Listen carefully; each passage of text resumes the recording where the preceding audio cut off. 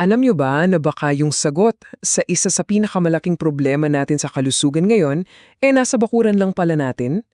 Tingnan natin ngayon kung paano sinusuri ng modernong aham ang isang sinaunang lunas. 463 milyon. Grabe no? Ang laking numero. Pero yan pala, yan yung bilang ng mga taong may diabetes sa buong mundo noong 2019. At simula pa lang yan ng kwento. Dahil yung numero yan, inaasahang tataas pa hanggang 783 milyon pagsapit ng 2045, isang tunay na global health challenge. At ang dahilan niyan, kadalasan ay yung tinatawag na type 2 diabetes na siyang bumubuo sa 90% ng lahat ng kaso. Dito kasi yung mga cells natin nagiging manhid na o resistant sa insulin, yung hormone na dapat kumokontrol sa blood sugar natin. At dito na ngayon papasok ang ating bida na galing pa sa sinaunang panahon, ang dahon ng bayabas. Matagal na nating naririnig to bilang gamot-gamot ni Lola, di ba? Well, turns out, sineseryoso na to ngayon ng mga siyentipiko. So ano nga bang sabi ng siyensya? Paano ba talaga to gumagana? Halika't silipin natin kung ano ang natuklasan sa isang pag-aaral na ginawa sa mga daga na may diabetes gamit ang katas ng dahon ng bayabas. Okay, para maintindihan natin, unahin natin ang atay o liver. Tingnan nyo, sa isang healthy na katawan, yung atay natin parang bodega yan ng asukal na tinatawag na glycogen. Pero pag may type 2 diabetes ka, dahil sa insulin resistance, nagwawala yung atay. Imbes na mag-imbak, siya pa mismo yung gumagawa ng sobrang asukal. At eto, direkta tong ebidensya galing sa pag-aaral. Medyo technical yung sinasabi pero ang ibig sabihin lang yan, yung mga daga na binigyan ng katas ng bayabas o GVEX, yung mga atay nila bumalik sa pagiging healthy, nawala yung mga taba, parang na-reset kumbaga.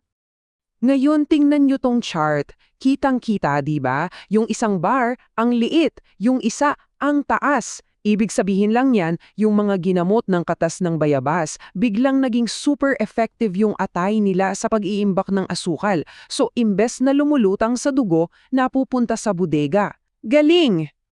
Pero, akala natin yun na yun. Hindi pa pala, kasi may natuklasan pa silang isa at ito medyo surprising dahil nangyayari ito sa loob ng ating mga bituka.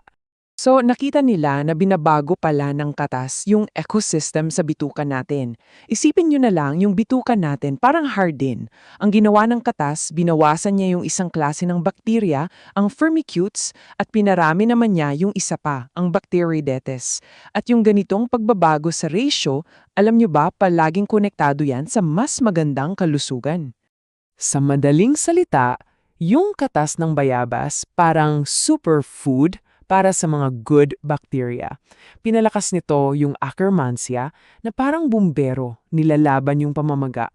At pinarami din niya yung mga bakteriyang gumagawa ng mga good stuff para sa bituka natin na nakakatulong naman sa insulin sensitivity. Okay, so ang ganda ng science, di ba? Malinaw na gumagana siya sa laboratorio. Pero ang tanong, paano natin to magagamit sa totoong buhay? Paano to magiging isang tunay na lunas? Napakaganda ng mga resulta, pero paano mo naman gagawin convenience yung pag-inom o paggamit ng katas ng dahon araw-araw, di ba? At dito na pumapasok ang tech. Isang napaka-clever na solusyon, yung transdermal patch. Parang patch lang for quitting smoking pero para sa blood sugar. Ang ganda na to kasi ididikit mo lang sa balat, diretso na sa dugo yung gamot. Walang tableta, walang injection, at steady yung release ng active ingredients. At hindi lang to drawing ha, may data na. Tignan nyo to, yung surface pH 6.8 to 7.1. Ibig sabihin, hindi irritating sa balat. Yung folding endurance, kayang-kaya kahit anong galaw mo. At pinaka-importante, yung drug content, halos 100% accurate. So bawat patch, pareho-pareho ang disa. Viable talaga yung konsepto. So, ano ngayon ang takeaway natin sa lahat ng ito? Ano yung pinakamahalagang aral? Napakaganda ng kwento ng dahon ng bayabas, di ba? Nagsimula tayo sa kaalaman ng ating mga ninuno. Tapos, pumasok ang modernong siyensya para patunayan kung bakit ito gumagana. At ngayon, papunta na tayo sa future, kung saan gagamitan ito ng teknolohiya para maging isang mabisang gamot. Tradition meets science meets innovation. Kaya ito yung iiwan kong tanong sa inyo. Habang abala tayo sa paghanap ng mga high-tech na gamot, paano kung yung mga pinakamabisang lunas ay nagtatago lang pala sa mga halaman sa paligid natin, naghihintay lang na balikan at pag-aralan?